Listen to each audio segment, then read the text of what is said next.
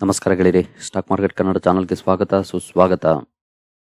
ಗೆಳೆಯರಿ, ವಿಡಿಯೋದಲ್ಲಿ ಒಂದು ಇಂಪಾರ್ಟೆಂಟ್ ಸೆಕ್ಟರ್ಗೆ ಸಂಬಂಧಪಟ್ಟಂತೆ ಒಂದೊಳ್ಳೆ ನ್ಯೂಸ್ ಬಂದಿದೆ. ಅದರ ಬಗ್ಗೆ ತಿಳ್ಕೊಳ್ಳೋಂಥ ಪ್ರಯತ್ನ ಮಾಡೋಣ. ಜೊತೆಗೆ ಈ ಸೆಕ್ಟರ್ ಕಳೆದ ಈ 2 ವರ್ಷದಿಂದ ಕೂಡ ಸ್ಟ್ರಗಲ್ ಮಾಡ್ತಿದೆ. ಇದ್ರ ಬಗ್ಗೆ ನಾನು ಈ ಹಿಂದೆ ಕೂಡ ಹಲವಾರು ಬಾರಿ ಕವರ್ ಮಾಡಿದ್ದೀನಿ. ಈಗ ಒಂದೊಳ್ಳೆ ನ್ಯೂಸ್ ಬಂದಿದೆ. ಹಾಗಾಗಿನೇ ನಿನ್ನೆ ಹಾಗೂ ಮೊನ್ನೆ ಈ ಸೆಕ್ಟರ್ನ ಸ್ಟಾಕ್ಗಳಲ್ಲಿ ಒಳ್ಳೆ ಪರ್ಫಾರ್ಮೆನ್ಸ್ ಕೂಡ ಬಂದಿದೆ. ಸೊ ನೋಡೋಣ ಯಾವ ಸೆಕ್ಟರ್ ನ್ಯೂಸ್ ಏನು, ಯಾವ ಸ್ಟಾಕ್ಗಳಿಗೆ ಬೆನಿಫಿಟ್ ಆಗುವಂತ ನ್ಯೂಸ್ ಎಲ್ಲಾನು ಕೂಡ ತಿಳ್ಕೊಳ್ಳೋಣ. ಜೊತೆಗೆ ಈ ಸ್ಟಾಕ್ಗಳು ಲಾಂಗ್ ಟರ್ಮ್ಗೆ ಇನ್ವೆಸ್ಟ್ ಮಾಡ್ಲಿಕ್ಕೆ ಹೇಗಿದ್ದಾವೆ ಅದು ನಮಗೆ ಇಂಪಾರ್ಟೆಂಟ್. ಅದ್ರ ಬಗ್ಗೆ ಕೂಡ ಒಂದಷ್ಟು ವಿಚಾರಗಳನ್ನ ತಿಳ್ಕೊಳ್ಳೋಂತ ಪ್ರಯತ್ನ ಮಾಡೋಣ.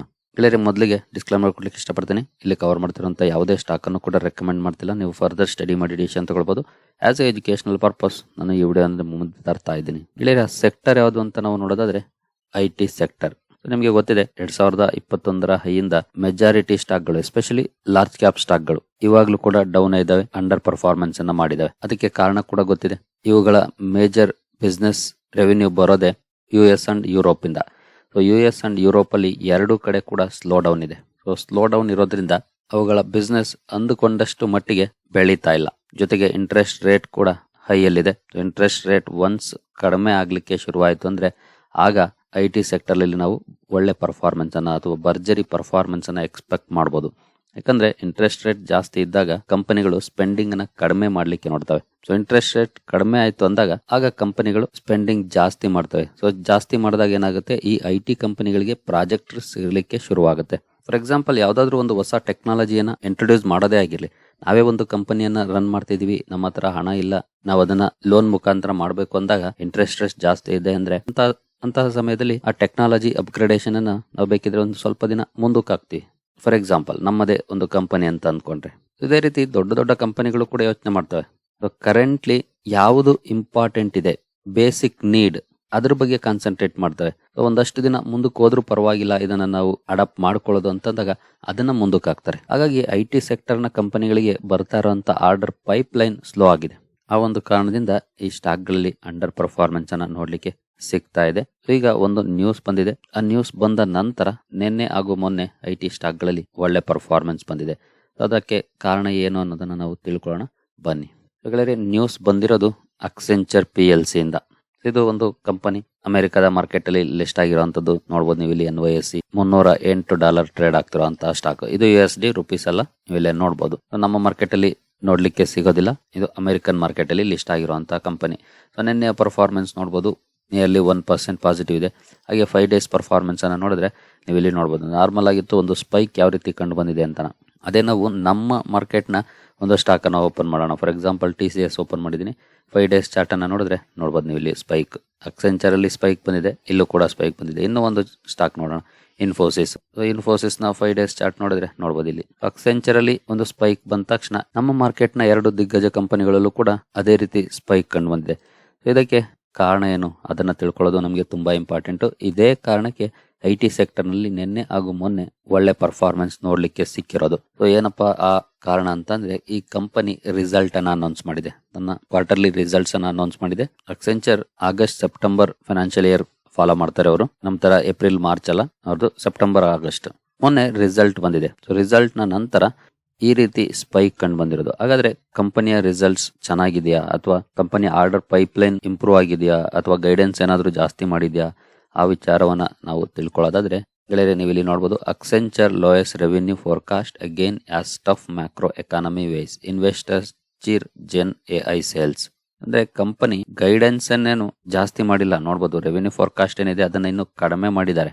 ಯಾಕೆಂದ್ರೆ ಟಫ್ ಮ್ಯಾಕ್ರೋ ಎಕಾನಮಿ ವೈಸ್, ಅಂದ್ರೆ ಮ್ಯಾಕ್ರೋ ಎಕನಾಮಿಕ್ ಕಂಡೀಷನ್ಸ್ ಏನು ಬದಲಾಗಿಲ್ಲ. ಮುಂಚೆ ಏನಿತ್ತು ಹಂಗೆ ಇದೆ. ಎಲ್ಲರ ಎಕ್ಸ್ಪೆಕ್ಟೇಷನ್ ಇತ್ತು ಜೂನ್ ಅಲ್ಲಿ ರೇಟ್ ಕಟ್ ಆಗುತ್ತೆ ಅಂತ, ಬಟ್ ಆಗ್ಲಿಲ್ಲ. ಹಾಗಾಗಿ ರೆವಿನ್ಯೂ ಫೋರ್ಕಾಸ್ಟ್ ನ ಅವರು ಇನ್ನು ಲೋ ಮಾಡಿದ್ದಾರೆ. ಬಟ್ ಜನ್ AI ಸೇಲ್ಸ್ ಅಲ್ಲಿ ಇಂಪ್ರೂವ್ಮೆಂಟ್ ಕಂಡು ಬಂದಿದೆ. ಸೊ ಅದಕ್ಕೆ ಮಾರ್ಕೆಟ್ ಅಪ್ರಿಶಿಯೇಟ್ ಕೂಡ ಮಾಡಿದೆ. ನೀವಿಲ್ಲೇ ನೋಡಬಹುದು, ಅಕ್ಸೆಂಚರ್ ಕ್ಲಾಕ್ಡ್ ಇನ್ $2 billion in total generative AI bookings for the fiscal year to date, which cheered investors. So ಇದನ್ನ ಮಾರ್ಕೆಟ್ ಅಪ್ರಿಶಿಯೇಟ್ ಮಾಡಿದೆ ಅಂತಾನೆ ಹೇಳ್ಬೋದು. ಹಾಗೆ ರೆವಿನ್ಯೂ ಗೈಡೆನ್ಸ್ ಅನ್ನ ಕಡಿಮೆ ಮಾಡಿದ್ರೆ ಎಷ್ಟು ಮಾಡಿದ್ದಾರೆ ನೋಡಬಹುದು ನೀವು ಇಲ್ಲಿ. Accenture's revised outlook on June 20 anticipates full year revenue growth to be within the range of 1.5% to 2.5%. 1.5 2.5% growth ಇರಬಹುದು ಅಂತ ಹೇಳ್ತಿದ್ದಾರೆ. ಹಾಗೆ ಮುಂಚೆ ನೋಡಬಹುದು 1-3% ಇತ್ತು ಈ ರೆವೆನ್ಯೂ ಗೈಡೆನ್ಸ್. 1-3 ಇದ್ದನ್ನ 1.5-2 ಗಳಿಸಿದ್ದಾರೆ. ಹಾಗಾದ್ರೆ ಅಕ್ಸೆಂಚರ್ ಅಲ್ಲಿ ಒಳ್ಳೆ ಪರ್ಫಾರ್ಮೆನ್ಸ್ ಬಂದ್ರೆ ಅಥವಾ ಅವರ ಗೈಡೆನ್ಸ್ ಕಮ್ಮಿ ಮಾಡಿ ಬಟ್ ಜನರೇಟಿವ್ AI ಅಲ್ಲಿ ಒಳ್ಳೆ ಆರ್ಡರ್ ಇನ್ಫ್ಲೋ ಬಂತು ಅಂತ ಒಳ್ಳೆ ಪರ್ಫಾರ್ಮೆನ್ಸ್ ಬಂದ್ರೆ ನಮ್ಮ ಮಾರ್ಕೆಟ್ ಅಲ್ಲಿ ಯಾಕೆ ನಮ್ಮ IT ಸ್ಟಾಕ್ ಗಳಲ್ಲಿ ಒಳ್ಳೆ ಪರ್ಫಾರ್ಮೆನ್ಸ್ ಬರಬೇಕು ಅಂತ ಪ್ರಶ್ನೆ ಬರ್ಬೋದು ನಿಮ್ಗೆ. ಖಂಡಿತ ಇದು ಗ್ಲೋಬಲ್ ಲೆವೆಲ್ ಅಲ್ಲಿ ನಂಬರ್ 1 ಕಂಪನಿ IT ಇಂಡಸ್ಟ್ರಿಯಲ್ಲಿ. ಸೆಕೆಂಡ್ ನಂಬರ್ ನಮ್ಮ TCS ಇದೆ. ಮೊದಲನೇ ಕಂಪನಿ ಅಕ್ಸೆಂಚರ್ ಲಿಮಿಟೆಡ್. ಅಕ್ಸೆಂಚರ್ ಲಿಮಿಟೆಡ್ ನಂಬರ್ಸ್ ಚೆನ್ನಾಗಿದೆ ಅಂತಂದ್ರೆ ಓವರ್ ಆಲ್ IT ಸೆಕ್ಟರ್ ನ ನಂಬರ್ಸ್ ಕೂಡ ಚೆನ್ನಾಗಿರುತ್ತೆ ಅಂತ ಮಾರ್ಕೆಟ್ ಎಕ್ಸ್ಪೆಕ್ಟ್ ಮಾಡುತ್ತೆ. ಯಾಕಂದ್ರೆ ಪ್ರತಿ ಸಲ ಅಕ್ಸೆಂಚರ್ ರಿಸಲ್ಟ್ ಬಂದಾಗ ಮಾರ್ಕೆಟ್ ಹೇಗೆ ರಿಯಾಕ್ಟ್ ಮಾಡುತ್ತೋ ಅದೇ ರೀತಿ ನಮ್ಮ TCS ರಿಸಲ್ಟ್ ಬಂದಾಗ್ಲೂ ಕೂಡ ರಿಯಾಕ್ಟ್ ಮಾಡಿರುತ್ತೆ. ಯಾಕಂದ್ರೆ ಮೋಸ್ಟ್ಲಿ ಸಿಮಿಲರ್ ಇರುತ್ತೆ ಪರ್ಫಾರ್ಮೆನ್ಸ್. ಸೊ ಇಲ್ಲೇ ನೋಡ್ಬೋದು ಅಕ್ಸೆಂಚರ್ಸ್ performance is widely regarded as a benchmark for the Indian IT industry, providing a glimpse into expected outcomes for IT companies. ಅಂದ್ರೆ ಅಕ್ಸೆಂಚರ್ ರಿಸಲ್ಟ್ ನೋಡಿದ್ಮೇಲೆ ನಮ್ಮ IT ಕಂಪನಿಗಳ ರಿಸಲ್ಟ್ ಹೇಗಿರ್ಬೋದು ಅನ್ನೋದ್ರ ಬಗ್ಗೆ ಒಂದು ಹಿಂಟ್ ಸಿಗುತ್ತೆ. ಹಾಗಾಗಿ ಅವರು ರೆವಿನ್ಯೂ ಗೈಡೆನ್ಸ್ ಕಡಿಮೆ ಮಾಡಿರ್ಬೋದು, ಬಟ್ ಜನರಲ್ಲಿ ಒಳ್ಳೆ ಪರ್ಫಾರ್ಮೆನ್ಸ್ ಇದೆ, ಒಳ್ಳೆ ಆರ್ಡರ್ ಇನ್ಫ್ಲೋ ಇದೆ.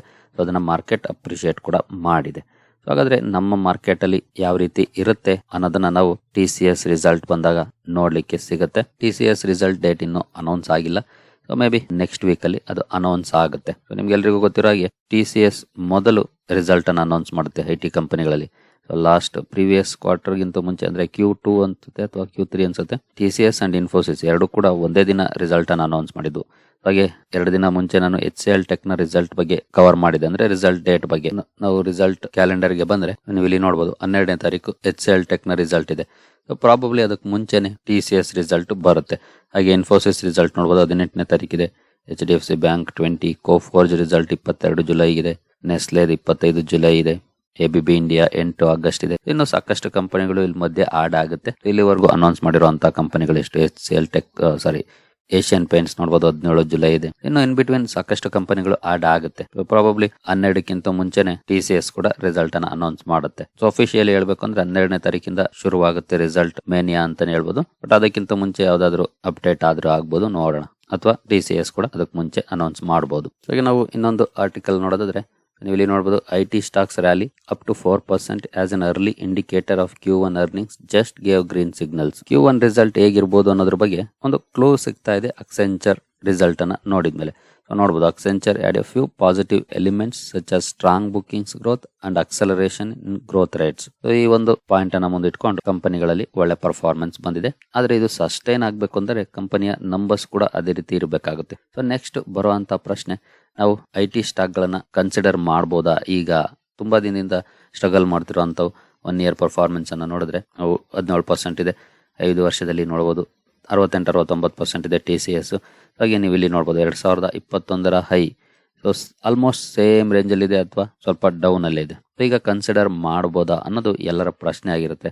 ಅಂದ್ರೆ ಆಲ್ಮೋಸ್ಟ್ 2.5 ವರ್ಷ ಸ್ಟಾಕ್ ಅಲ್ಲಿ ಯಾವುದೇ ಒಳ್ಳೆ ರಿಟರ್ನ್ಸ್ ಇಲ್ಲ.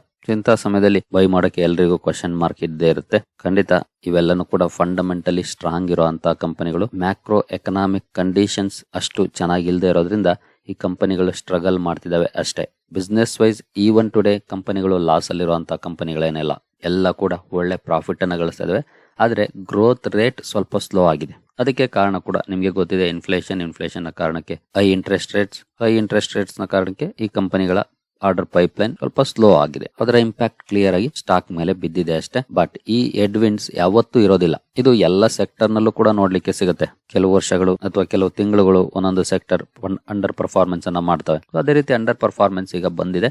ಖಂಡಿತ ಲಾಂಗ್ ಟರ್ಮ್ ಗೆ ಇನ್ವೆಸ್ಟ್ ಮಾಡೋರು ಟ್ರೈ ಮಾಡಬಹುದು, ಒಳ್ಳೆ ಕಂಪನಿಗಳನ್ನ ಬೈ ಮಾಡಬಹುದು. ಅದರಲ್ಲಿ ಯಾವುದೇ ರೀತಿಯ ಪ್ರಶ್ನೆನೇ ಎದ್ದೊಳೋದಿಲ್ಲ. ಜೊತೆಗೆ ಇಂಟ್ರೆಸ್ಟ್ ರೇಟ್ಸ್ ಇವತ್ತಲ್ಲ ನಾಳೆ ಕಮ್ಮಿ ಆಗ್ಲೇಬೇಕು, ಹಾಗೆ ಆಗುತ್ತೆ ಕೂಡ.